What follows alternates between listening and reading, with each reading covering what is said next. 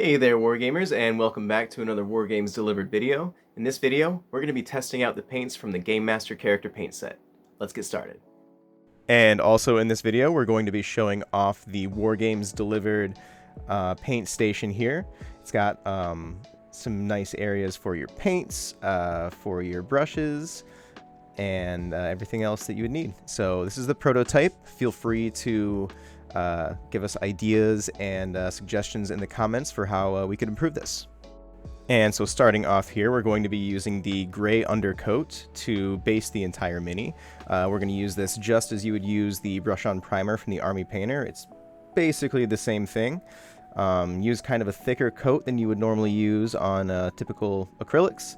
And go ahead and just kind of apply it slowly. You don't want any chunky areas messing up any detail in the model. And sometimes it takes a couple coats over the same area to really get the paint to stay on. And sometimes if it's a bit watery, you'll have to just kind of do a couple of coats and it'll eventually want to stick. But it takes a couple of coats to get there. So just keep that in mind. Don't get too frustrated when that happens.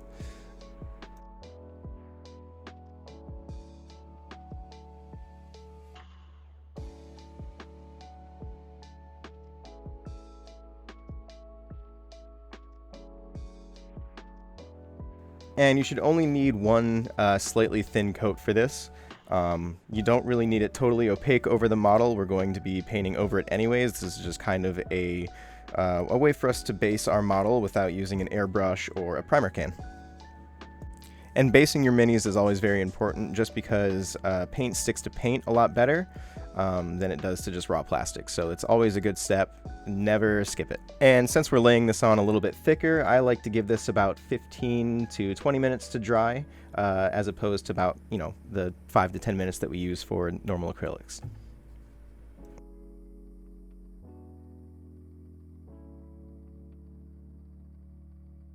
Once you've got a nice even coat on the model, we're going to switch over to our first acrylic step, and that is going to be Elven Green. And we're going to thin this down like a normal acrylic, just a little bit of water, and we're going to do 2 to 3 thin coats on the model as we normally do. And in this video, we are just using Gamemaster products to paint this character.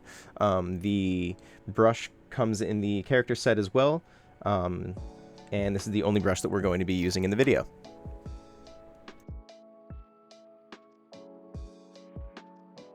And as you can see, this paint is a little bit transparent, whatever word is correct there. So just go ahead and take your time, apply a couple thin layers. I went about 3 to 4 thin layers on most of the paints in this set, and I got a pretty nice opaque color after that. So just keep at it and take your time, and you'll get a good result.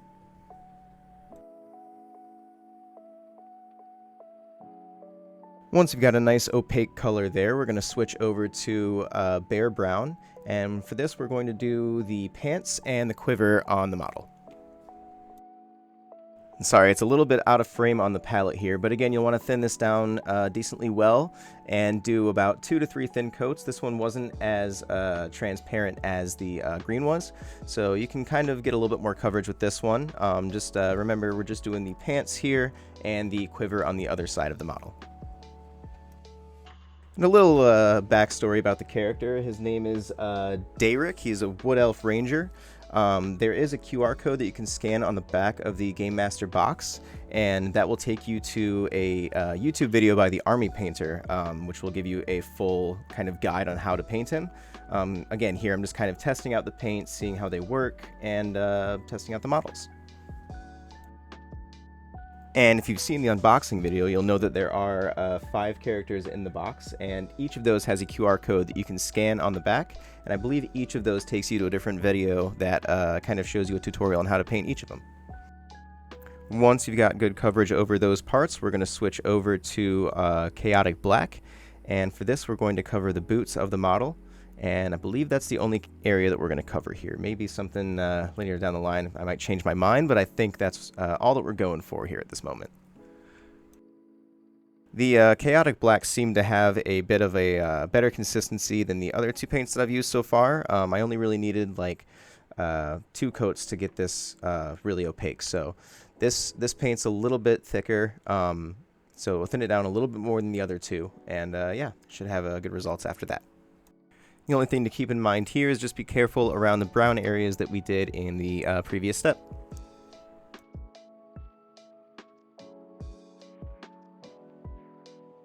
Once you've got that part finished, we're going to switch over to the bow and the fletching of the arrows. And I decided to kind of do a arcane archer here. So I went for the turquoise, just kind of caught my eye more than the bone did. So I went ahead and covered the entire bow and the fletching of the arrows with this color. And yeah, I kind of was pleasantly surprised with the results.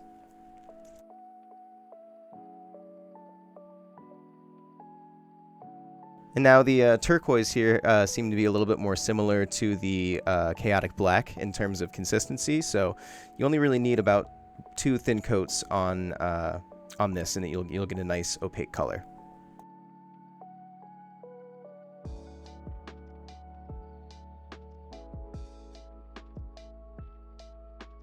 Once you've wrapped that step up, we're going to switch over to the skin of the model, and we're going to do elven skin for this. And you're pretty much just looking for the hands and the top of the face that's sticking out. And again, always try to be as neat as possible around the areas that we've already painted. Of course, if you do make a mistake, just go ahead and go back to the color that you went on top of with the skin color, and just go ahead and cover that up when it dries.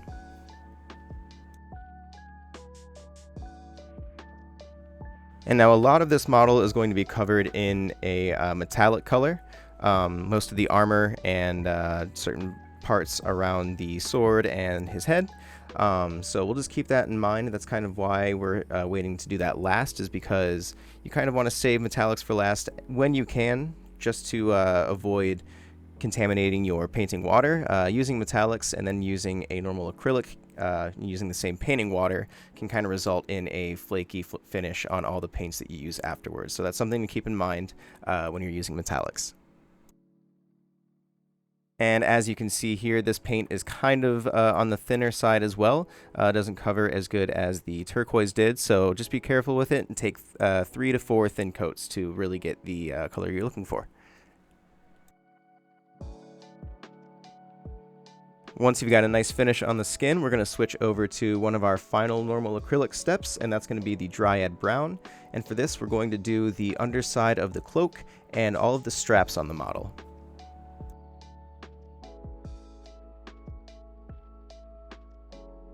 And now with the last few steps, since you've kind of painted already the majority of the model, you're going to want to be very careful around the areas you already painted, especially with the metallics in the following steps.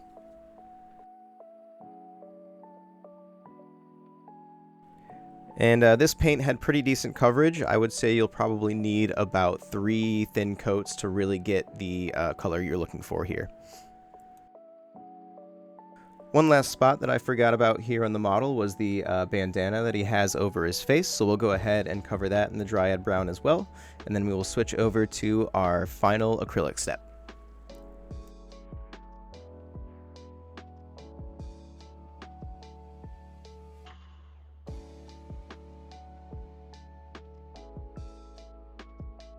And for the last acrylic step on the model, we're going to switch over to Angelic Yellow.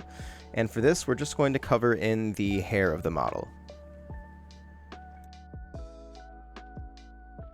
And yellows, whites, and kind of pinks are sort of the typical, more difficult colors to paint with. So with this, you'll just want to thin it down a little bit more than normal. And just go very slowly and use multiple thin coats, and you'll get a nice result.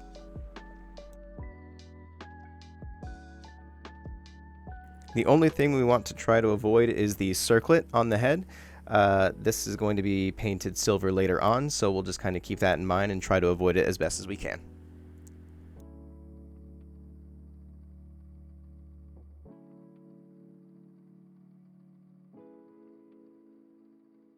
Once you've got that step finished off, we're going to switch over to our first metallic, and that is going to be Dwarf Gold. And with this, we're going to thin it down just a little bit and go over the entirety of the armor on the model. There's a shoulder piece and a chest piece that we're going to cover, and then just a few steps after this with the silver later on.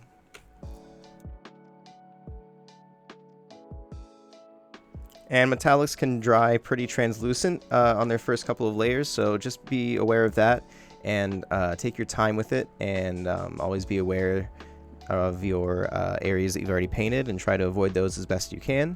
If you do get any metallics on those areas, just be sure to change out your water before you try to go fix those.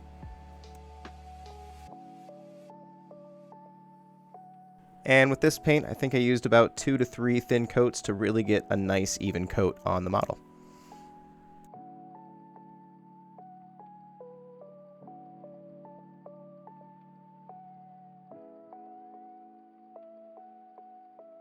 And once you've got a nice even coat of the dwarf gold, we're going to switch over to the shining silver. And for this, we're going to do the headband and a couple of the other pieces on the sword.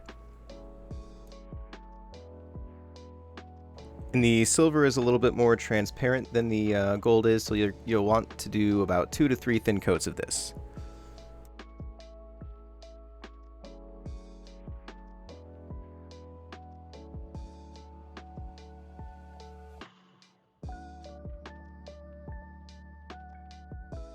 Once you've got that step finished up, we're going to switch over to our first wash step, and for this we're going to use shadow wash.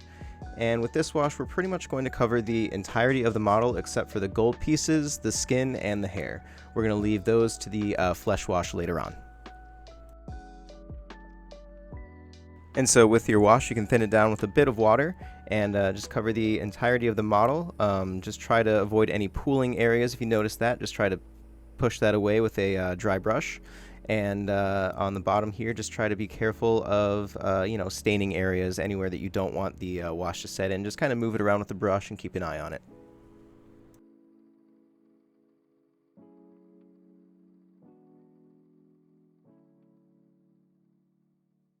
And once you've hit the skin, hair, and gold areas with the flesh wash, we're going to switch over to doing the base. And with this, we're going to start out with Orc Gray, and we're going to cover the entirety of the base with this, just because we got a little bit of paint on it before with the black and other details. So we're going to go ahead and cover that with a couple coats here, and get a nice even finish, and then we'll switch over to a wash step on the base. And just avoid painting the rim of the base during this step. We'll get to that at the very end.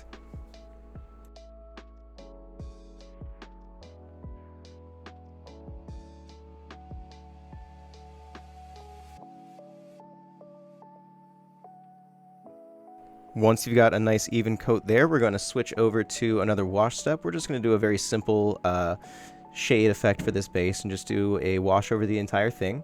I'm not really going to highlight it. We're just going to keep the base very simple. The objective here was just kind of see how fast I can get one of these models painted up.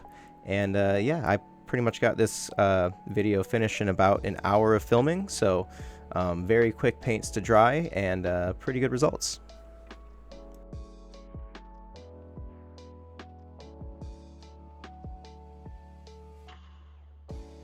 Moving on to our final step here, we're going to go ahead and switch over to Chaotic Black once again. And with this, we're going to paint the entire rim of the base.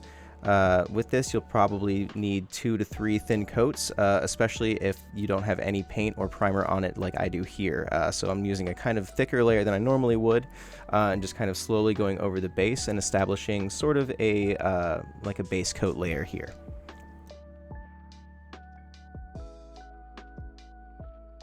Be sure to give the first base coat layer here enough time to dry, and then we will switch over to another couple layers and the model will be all set.